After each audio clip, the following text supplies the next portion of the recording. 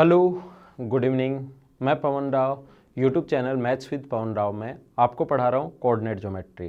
Trigonometry हम लोग बीच में छोड़ चुके हैं। ये आपको पता होगा कि अभी ट्रिग्नोमेट्री का 20% सिलेबस ही किया था, लेकिन बीच में एक बार छोड़ दिया मेरा ऑपरेशन के कारण। जब तक मैं वापस आऊँ तब तक मैंने सोचा उससे जस्ट पहले, ऑपरेशन से जस्ट पहले रात को मैं अभी वीडियोज़ बना देता हूँ आपके लिए कुछ, जिससे आपको थोड़ा सा पढ़ाई में डिस्टर्बेंस नहीं हो और आप पढ़ते रहो एक चैप्टर जिससे कवर हो जाएगा। तो 10-10 मिनट्स के वीडियोज़ हैं, आप लोगों ने देखे होंगे। और वीडियो देखने के बाद या वीडियो देखने से पहले आप लोग कमेंट 100% करना, और ताकि मैं आपको रिप्लाई कर सकूं सभी स्टूडेंट्स को, है ना। कमेंट करना चाहिए आपको। हेलो, मैं Pawan Rao Unacademy learning app पर भी एजुकेटर हूं। आप लोग अनअकैडमी लर्निंग ऐप डाउनलोड करके वहां से मुझे फॉलो कर सकते हो। वहाँ पर कुछ मैंने अर्थमेटिक के टॉपिक्स डाले हैं जो आप लोग वहाँ से पढ़ सकते हैं। Okay, thank you. तो आज की क्लास में मैं आप लोगों को समझा रहा हूँ इन सेंटर के बारे में, अंतः केंद्र के बारे में। पिछली क्लास में मैं सेंट्रोइड बता चुका हूँ। आज की क्लास में हम लोग समझ रहे हैं इन सेंटर या अंतः केंद्र के बारे में। इन सेंटर या अंतः केंद्र अगर कोई स्टूडेंट नहीं जानता कि क्या होता है, तो आप लोग सबसे पहले क्या करोगे, इस वीडियो को बंद करो और ज्योमेट्री के जितने भी मैंने थ्योरी के वीडियोस डाले हैं उनको जाकर एक बार कंप्लीट देखो। आपको खुद से को समझ में आ जाएगा कि इन सेंटर होता क्या है। इन सेंटर में आपको पढ़ा चुका हूँ, लेकिन इन सेंटर आज की क्लास में मैं आपको पढ़ा रहा हूँ कोऑर्डिनेट ज्योमेट्री में। और कोई भी फॉर्मूला ध्यान रखना, आपको रटने फॉर्मूले याद तो करने पड़ेंगे, लेकिन फॉर्मूले रटने से पहले उनका क्यों अगर पता होगा तो वो दिमाग में हमेशा के लिए याद रहता है। और उनका अगर बेसिक आपको नहीं पता तो फिर आप लोग उन क्वेश्चंस को नहीं कर पाओगे और फॉर्मूला हो सकता है आप लोग भूल जाओ। चीज़ें आसान है, बिल्कुल आसान में पढ़ा रहा हूँ, और ये टॉपिक आता भी आसान ही है। लेकिन जितने भी मैं वीडियोस बना रहा हूँ इसका कंप्लीट अगर आप लोग सारे के सारे वीडियोस देख लोगे तो फिर इसका ऐसा कोई क्वेश्चन नहीं बनेगा, नहीं बचेगा जो आप लोग नहीं बना पाओ। तो देखिए, यहाँ पर अपने पास कोई भी एक ट्रायंगल है ए, बी और सी। एक ट्रायंगल है ए, बी, सी। ये साइड ए, इसके सामने वाली साइड स्मॉल बी और इसके सामने वाली साइड स्मॉल सी। इस पॉइंट के कोऑर्डिनेट्स आप लोग मान लीजिए, ये वाला जो पॉइंट है इसके कोऑर्डिनेट्स आप लोग मान लीजिए x1 y1। इसके जो कोऑर्डिनेट्स हैं वो आप लोग मान लीजिए x2 y2। इसके कोऑर्डिनेट्स आप लोग मान लीजिए x3 y3। सबसे पहले ध्यान रखना, हमें पता है कि इन सेंटर जो होता है, अंतः केंद्र जो होता है, इन सेंटर जो होता है वो एंगल बाइसेक्टर से मिलकर बनता है। और एंगल बाइसेक्टर सामने वाले साइड को, एंगल बाइसेक्टर सामने वाले साइड को उसी रेशो में डिवाइड करता है जिस रेशो में एंगल बनाने वाली साइड्स हो। एंगल बाइसेक्टर सामने वाली साइड को उसी रेशो में डिवाइड करता है जिस रेशो में एंगल बनाने वाली साइड्स हो। ये आप लोग ध्यान रखना। तो रेशो आएगा C/B। रेशो जो आएगा वो C/B का आएगा। तो इस पॉइंट के, क्योंकि मैं इंटरनली डिवीजन और एक्सटर्नल डिवीजन, अंत विभाजन और भाई विभाजन समझा चुका हूँ, तो इस पॉइंट के कोऑर्डिनेट्स क्या होंगे, इस पॉइंट के कोऑर्डिनेट्स होंगे C/3 B/2। इस पॉइंट के दो जो कोऑर्डिनेट्स होंगे वो क्या होंगे, B/2 plus C/3 upon B+C। और ये वाला जो होगा अपने पास B/2 plus C/3 upon B+C। ये इस पॉइंट के कोऑर्डिनेट्स होंगे। इस पॉइंट के कोऑर्डिनेट्स अपने पास हैं। इस पॉइंट के कोऑर्डिनेट्स ऐसे आ जाएंगे। एक्सटर्नली और इंटरनली डिवीजन आपको याद होगा फॉर्मूला, ये फॉर्मूला लगा दिया तो अपने पास यहाँ से इस पॉइंट के कोऑर्डिनेट्स आ गए, इस पॉइंट के कोऑर्डिनेट्स आ गए। तो कभी भी एंगल बाइसेक्टर की अगर लेंथ निकालनी पड़े, हमें कोण समद्वि भाजक की अगर लंबाई निकालनी पड़े कोऑर्डिनेट ज्योमेट्री में, तो किसी भी साइड के दो वर्टेक्स अगर हैं तो क्या डिस्टेंस फाइंड आउट कर सकते हो क्या? आप कहोगे सर कर सकते हैं। अब यहाँ पर जो इसका इन सेंटर जो होता है, अंतः केंद्र जो होता है, आप लोगों को याद होगा, नहीं याद तो याद कर लो ज्योमेट्री से। इन सेंटर जो होता है वो एंगल बाइसेक्टर को, इन दोनों को ऐड करते हैं B+C/A के रेशियो में डिवाइड करता है। इन दोनों को B+C/A के रेशियो में, इधर वाला B+C और नीचे वाला ये अगर A है, ये कंप्लीट लेंथ इधर वाली A अगर थी यहाँ से यहाँ तक, ये अगर A है तो इसको B+C/A के रेशियो में डिवाइड करेगा, ये ध्यान रखना।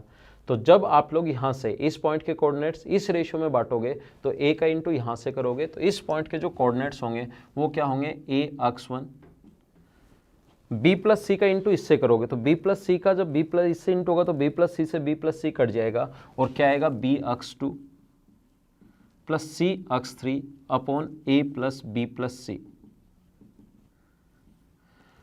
दूसरा कोऑर्डिनेट अगर चाहिए a का इंटू y1 से करोगे तो a y1 उल्टा इंटू जाता है, इसका इंटू इधर और इसका इंटू इधर, ये आप लोगों को याद होगा।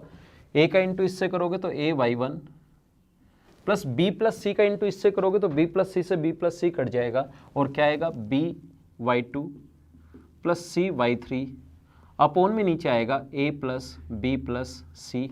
ये अपने पास इन सेंटर के कोऑर्डिनेट्स होते हैं। ये फॉर्मूला आप लोग याद कर सकते हो, सेंट्रोइड के पिछली क्लास में मैं बता चुका हूँ, x 1 plus x 2 plus x 3 by 3 और y1 plus by 3, y1 plus y2 plus y3 by 3, ये सेंट्रोइड के लिए मैंने बताया। इन सेंटर के लिए आप लोग ध्यान रखना a x 1 plus b x 2 plus c x 3 upon a plus b plus 3, यहाँ से इंटू में a अक्स 1 और ये और आ जाता है और ऐसे y के साथ a, y2 के साथ b और y3 के साथ c upon a plus b plus c। ये अपने पास जो कोऑर्डिनेट्स आते हैं ये किसके आते हैं अपने पास, इन सेंटर या अंतः केंद्र के कोऑर्डिनेट्स। ये फॉर्मूला आपको याद होना चाहिए। अब कुछ लोगों को लगेगा कि सर इसकी लेंथ नहीं दे तो आप खुद निकाल लो लेंथ। 2 पॉइंट दिए हुए हैं तो बीच की डिस्टेंस हम लोग फाइंड आउट कर सकते हैं। आसान चीज़ें पढ़ा रहा हूँ लेकिन कंप्लीट में पढ़ाऊँगा, सारे के सारे वीडियोस कंप्लीट देखना, आप लोगों को खुद को समझ में आएगा कि क्या क्या है इसके अंदर, इस चैप्टर के अंदर कोऑर्डिनेट ज्योमेट्री के अंदर। सारे एक बार अगर आप लोग पढ़ लेते हो तो चीज़ें सही समझ में आती हैं। तो देखिए एक क्वेश्चन मैं आपको करवाता हूँ इस पर बेस्ड, ताकि आपको समझ में आए। कुछ लोगों को कभी कभार लगता है कि सर एक आधा जैसे आप बाद में क्वेश्चन करवाते हो तो बहुत ठीक है, लेकिन एक आधा क्वेश्चन अगर साथ साथ करवा दोगे तो भी हमें थोड़ा सा फ़ायदा होगा समझने में। तो एक क्वेश्चन मैं आप लोगों को इस पर बेस्ड करवा देता हूँ, देखिए आप लोग।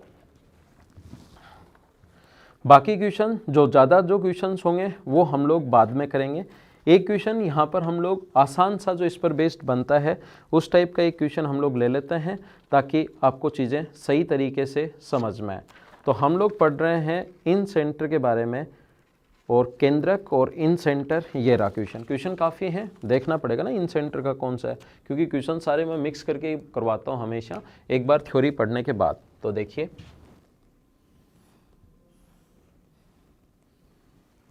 यहाँ पर एक पॉइंट के कोऑर्डिनेट्स दिए हुए हैं 4,-2, ये इधर दिया हुआ है 5,5, इस पॉइंट के कोऑर्डिनेट्स दिए हुए हैं -2,4। तो इन सेंटर के कोऑर्डिनेट्स बताइए आप लोग। तो पहले इन सेंटर के लिए साइड की लेंथ चाहिए, ध्यान रखना। तो 5 में से 2 माइनस करोगे 7 और 1, तो ये आ जाएगा √50 का मतलब 5√2, ठीक है ना। इसमें से माइनस करोगे 1, 7, 49 और 1, 50, 5√2। ये माइनस करोगे -6, माइनस करोगे 6, 72, 6√2। अब इस पॉइंट के कोऑर्डिनेट्स निकालने का जो फॉर्मूला होता है वो होता है, आप लोग इसका इंटू इससे करोगे, 5 का इंटू 4 से करोगे 20√2, ठीक है ना। इसका इंटू इससे करोगे प्लस 30√2 और इसका इंटू इससे करोगे -10√2 upon a plus b plus c. तीनों को ऐड करेंगे 10 और 6 16, 16√2। तो ये ऐड करने पर 40, 40√2 अपॉन 16√2, तो अपने पास आ गया 5/2 पहला coordinate x x. Y axis अगर निकालना है तो वाई एक्सिस क्या होगा, आप लोग वही 5√2 का इससे गुना करोगे तो -10√2 प्लस इसका इंटू इससे करोगे, ये तो कर दिया, इसका इंटू इससे करोगे तो 30√2। फ्रेम चेक कर लेना सर। और 4 का इंटू इससे करोगे तो प्लस 20√2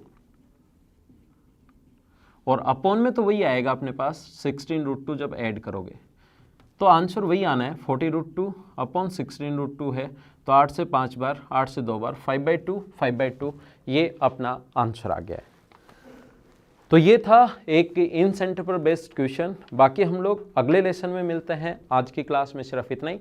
ये छोटे छोटे वीडियोज़ मैं आपके लिए बना रहा हूँ और ये उससे जस्ट पहले मैंने बनाए हैं, ऑपरेशन से जस्ट पहले मैं आपके लिए बना रहा हूँ ताकि आपका थोड़ा सा पढ़ाई में लॉस नहीं हो। तो इन पर कमेंट कीजिए, वीडियो को थोड़ा सा शेयर कीजिए। Okay, thank you. अगले लेसन में मिलते हैं।